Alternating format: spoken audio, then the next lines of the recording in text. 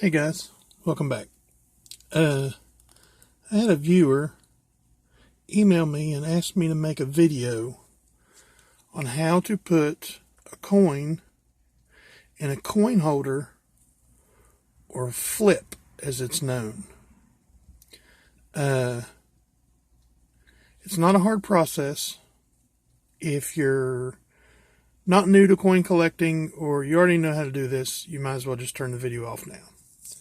Unless you want to laugh at me if I do something wrong. And then, stick around. These are the things you will need. Mostly important, coins that are collectible, rare, expensive,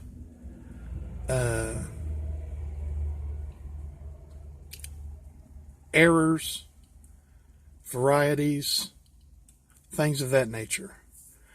So what you want to do is you want to put them in a highly visible flip with writing on it to tell you what it is, like the year and the mint mark and so on.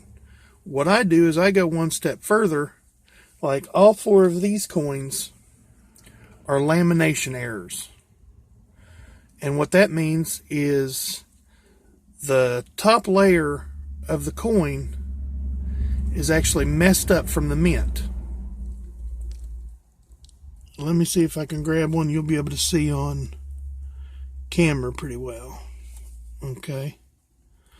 First off, what you want to do is you want to get you some nice nitrile gloves, or non-PVC, non-vinyl, non-latex gloves that you can handle your coins with and minimize the amount that you touch the face of the coin, because after time your fingerprints will show up.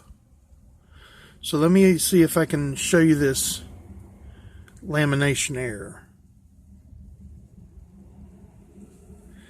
If you look right there and down in here, you can see a spot. If I can get that glare off of there. There you can see it. It almost looks like a square right above the leaves on the corn cob. See that? Now, these are 2004 Wisconsin quarters that I found in a roll. I have a whole roll of them that are uncirculated, and I found them at a gas station. I asked a buddy of mine if he had any quarters, and this is what I got. So, I'll quit running my mouth now, and I'll run through some of the stuff. Gloves are the most important thing to handle them with. The coin, your flips, or coin holders as some people call them. All this is a cardboard sleeve-like clamshell. You can see well, you can't hardly see it on the white, but you can see it on the cardboard side. This seam actually folds in the center to encase your coin. You stick your coin here, you flip the top over, and then you staple it around the coin to hold it in place. Now, talking about staplers. This is a normal stapler that I used to use from Office Max. This will do. It will work. But you can do better. I think I give like $3 or $4 for this. And it came with a staple remover. And you might want to pick one of these up just in case you mess up your staple job, or the writing on the coin, or if you've used this type of stapler and now you're switching out to what they call a flat clinch stapler. Now, I will show you what the normal stapler looks like. I found these 1974D uncirculated coins. Well, they were circulated, but they're in uncirculated condition. Now, I thought it was important enough to put them in a flip. Now, if I flip it over, see how it's raised up?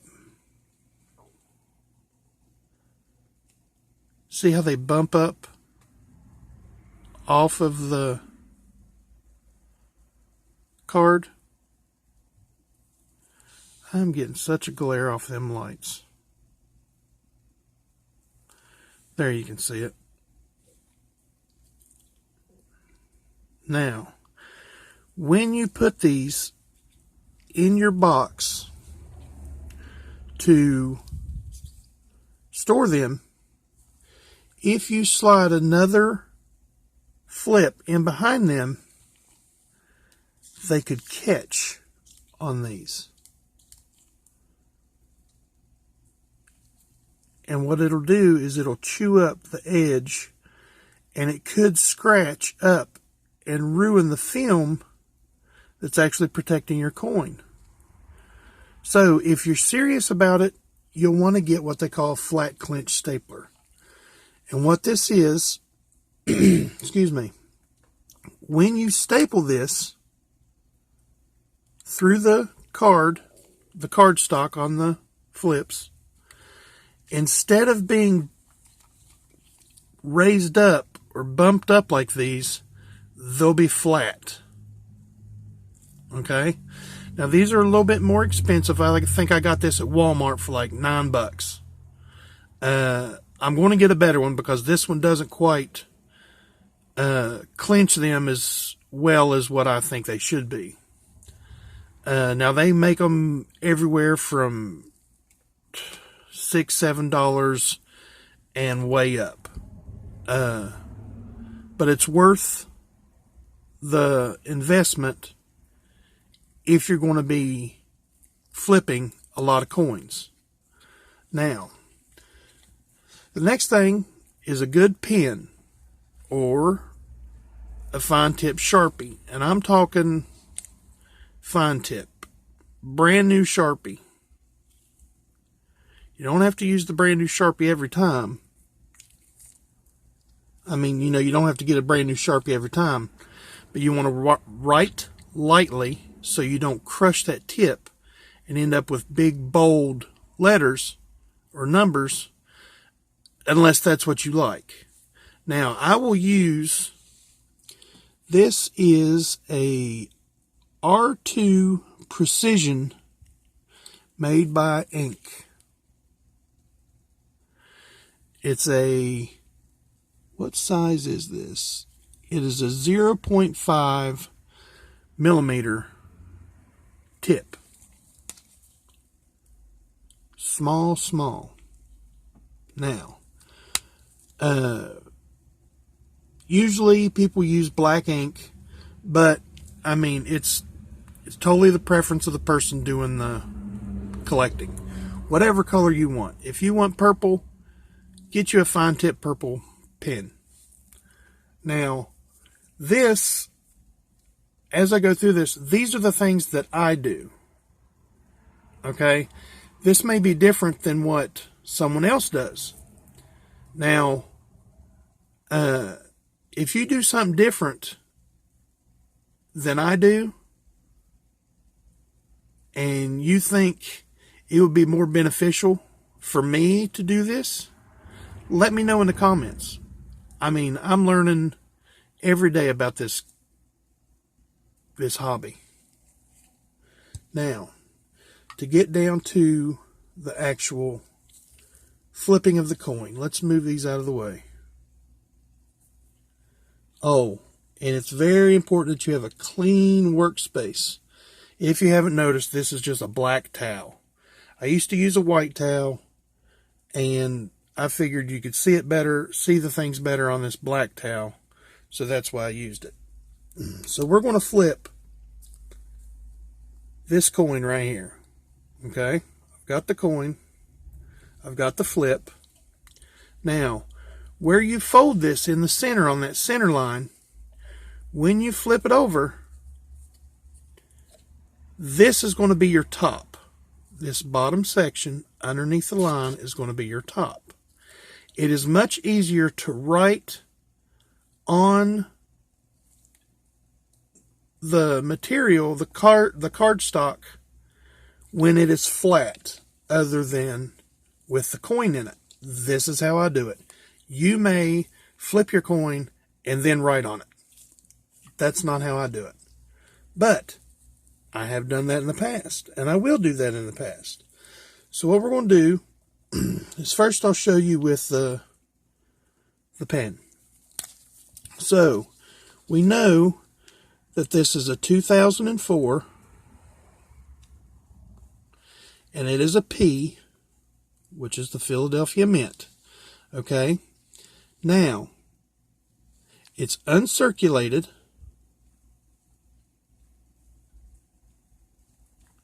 and it's a lamination error. Now, I will write lamination error right underneath of that, just so I know, and I'm also teaching my little girl about the hobby of coin collecting. So she knows what the coins are. Like if this was a 90% silver Kennedy $50, I would write 1964 P 90% right here. So she knows that a 1964 P Kennedy $50 is 90% silver. That's just how I do it. Some people will put the grade. Some people will put the dollar amount that they paid. If you're selling them, they'll put the dollar amount that they want for them. There's many different things that you can do. But what I do is I write the error right underneath it to remind myself at a glance that I can see what it is and know right off the bat from what it says. So let's just write that.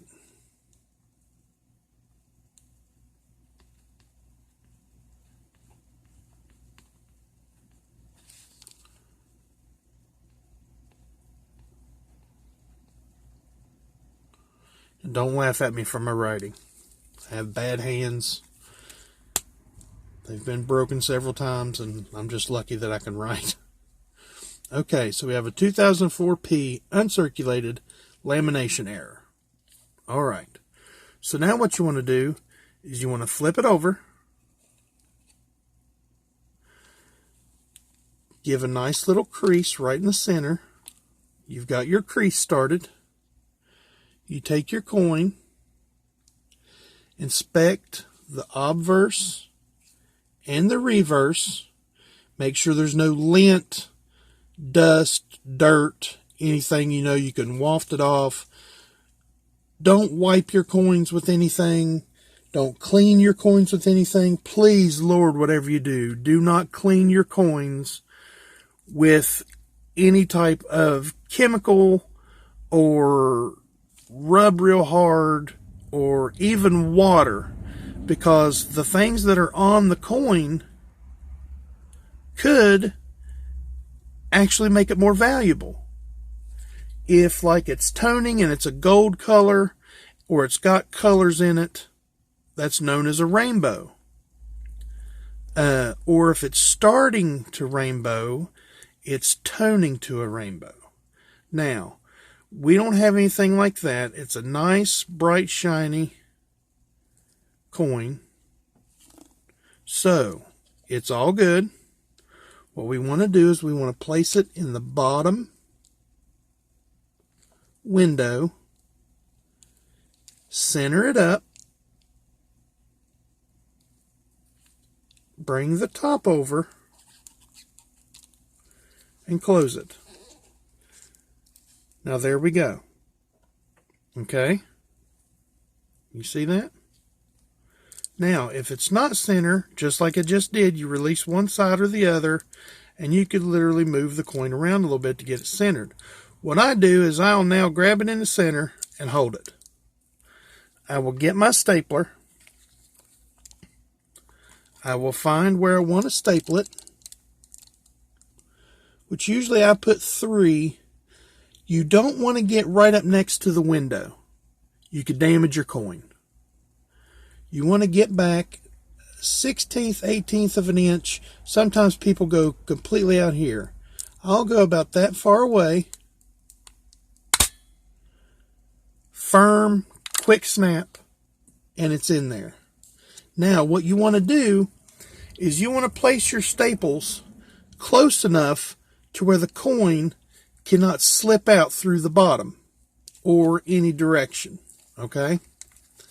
So now this one, that one was a little high, so what I'll do with this one is I'll bring it down here. Try to get it about the same width away from it. Nice quick snap. Now there you go. The quarter won't go through that opening. Okay? So, the next one is the quarter might go through here. So what you want to do is you want to get up at the top. Try to miss your writing if you can. Nice quick snap. Now, there we go. You know what? The quarter might be able to go through there, but I believe I'll be okay. It's a little off center here. It's a little further away than this one. That's okay. It's not a huge deal. Now, you could see on the flat clinch stapler, see how it's flatter? Now this one is this stapler is kind of wore out, so it's not got quite the same flat clinch as what a normal flat clinch stapler. See how that one's sticking up a little bit right there? Other side is nice and flat. So what I do is whatever you use, I will take my pen, staying away from the coin, and I will give a slight push. Now see that? Nice and flat. Give that one a slight push. Now I'm not bearing down real hard. I'm not pushing as hard as I can. I'm just going around and making sure that they're all nice and flat. See if you can see those ones. Yeah, see? Nice and flat. Now, whenever I go to put another coin behind this one, it'll slide right down in behind it. See? But if it was the other way, see how it's getting caught on the older style stapler, the normal style stapler? It's getting caught on those things. And when you actually put it in, you can see the space between it, and that'll actually take up more space in your storage box. So if it's this way, you'll actually have more space for your coins. So there we go. A 2004P uncirculated lamination error. You could even go as far as writing Wisconsin. You could write anything on these that you really wanted to remind yourself of what it is and stuff like that. Let's do one more. This time, we're going to do it the other way. So what I'm going to do is I'm going to give this a slight little bend. This is the way you write on it after you have stapled it. So we'll put the coin in. We'll center it up. It looks pretty good. Now, this is how I do it. I hold it in the center or on the side of the coin right here. Now, take my stapler, Put it in. Give about an 1/8 inch to a 1/4 inch away from the edges of the coin. Quick snap. There we go. I'll try to get this one the best I can.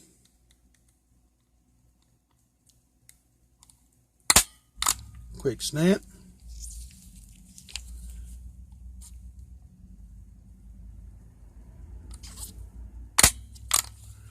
There we go. That looks pretty good. Some people will actually put 4. They'll put one here, one here, one here, one here. Some people put them on the sides and the top and bottom. I've seen people only put 2.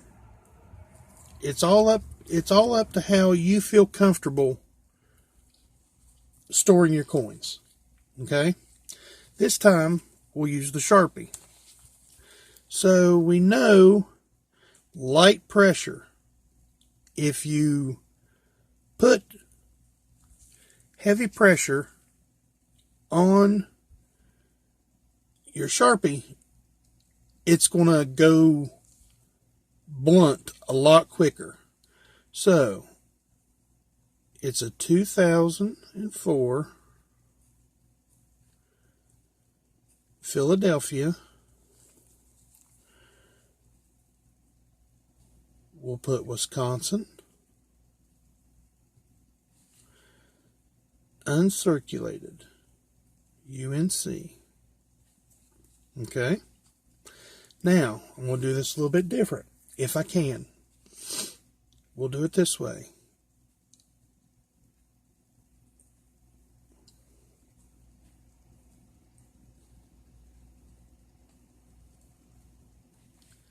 Lamination error. Should have left myself a little bit more room, but you get the gist. Okay? Now, there is a gnat in here, and it is driving me crazy. Okay. So there we go. There's 2 different ways, 2 different styles. A lot of people like the Sharpie because it's more bold. But it's totally up to you. There's 2 ways to do your flip. So I think I'll leave it at that. I'll remind you to check your change. You'll be surprised when you do. If you have any questions or comments, leave me a comment. If you don't want to leave a comment in an open forum,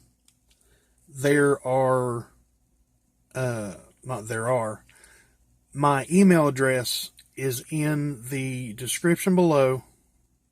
My P.O. box is in the description below if you'd like to send a letter or pictures or something like that. You can also send pictures through my email. I've been getting, believe it or not, this one gentleman sends me pictures through the mail. He doesn't do email, so he sends them to my post office box. And then I'll write him a letter back and give him my advice about what I think about his coin. I'm no grader. I'm no, I don't verify errors or I don't grade coins or anything like that. I can give you an idea of what's going on with your coin, but don't hold me to it. I'm no professional. I'm just a simple coin collector just like you. Now, remember, check that change. Check that change, check that change. Because you never know what you got in your pocket until you look.